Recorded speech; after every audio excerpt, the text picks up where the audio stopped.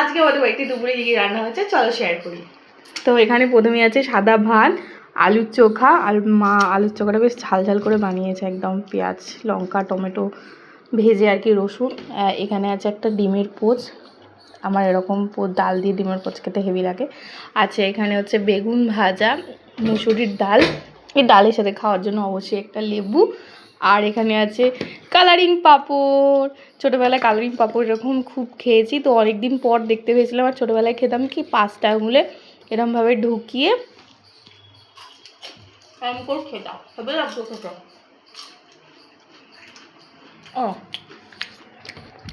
আর আছে এখানে মিষ্টি দই, ছোটো একটা কটোরা আছে মিষ্টি দই, তাও বাবা মা মানে খেয়ে রেখেছে, কি ডাকেছে আমি জানি না, হয়তো আমার ছেলে খেয়েছে একটুখানি আর বাদ বাকিটা রেখে দিয়েছে।